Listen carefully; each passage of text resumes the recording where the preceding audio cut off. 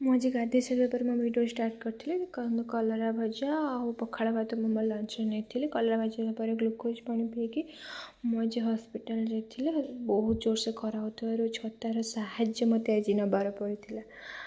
ଛତା ବିନା ମୁଁ ଆଜି ଅଧୁରା ହୋଇଯାଇଥିଲି, ଏତେ ଖରାରେ ଥିଲା।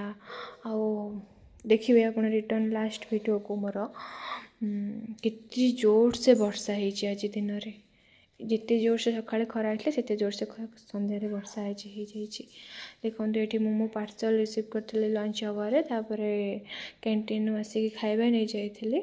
ଖାଇସାରିବା ପରେ କିଛି ମଜାମସ୍ତି କରିକି ଆମେ 5ଟା ବେଳେ ବାହାରକୁ ବାହାରି ଆସିଥିଲୁ। ଦେଖନ୍ତୁ କେମିତି ଅନ୍ଧାର କରିଦେଇଛି। ବର୍ଷା ଫାଇନାଲି ହେଲା। ଆଉ ଗୋଟେ ପାର୍ସଲ୍ ରିସିଭ୍ କରିଥିଲା। ପାର୍ସଲ୍ ରିସିଭ୍ କରି ରୁମ୍ରେ ପହଞ୍ଚିଲା ବେଳକୁ ପବନ ସହିତ ବର୍ଷା ଆଉ ବିଜୁଳି ଘଡ଼ଘଡ଼ି ତ ନ କହିଲେ ଚଳେ।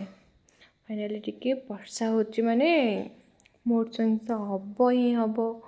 ଚା ପିଇବାକୁ ଟିକେ ଇଚ୍ଛା ହେଲା, ସେଥିପାଇଁ ମୁଁ ମୋ ରୁମ୍ରେ ଏକା ଥିବାରୁ ଚା ଟିକେ କରିଦେଇଥିଲି।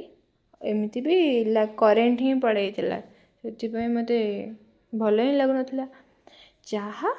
ଚା ପରେ ଚା ସହିତ 2ଟା ବିସ୍କିଟ୍, ମଜା ଆସିଗଲା। ଚା ଆଉ ବିସ୍କିଟ୍ କମ୍ପ୍ଲିଟ୍ କଲା ପରେ ମୁଁ ଯାଇଥିଲି ଆଜି ଟ୍ୟୁସନ୍କୁ। ଆଜି ଟ୍ୟୁସନ୍ରେ ଗୁନୁ ଥିଲା, ତାକୁ ପଢ଼ାଉଥିଲି। ଦେଖନ୍ତୁ ମୋ ଚା ରେଡ଼ି, ଚା ବିସ୍କିଟ୍। ୱାଓ, ଚାଲିଗଲି ଟ୍ୟୁସନ୍କୁ ପଢ଼ାଥିଲା ବେଳେ ଭାଉଜ ଆଣିକି ଦେଇଥିଲେ।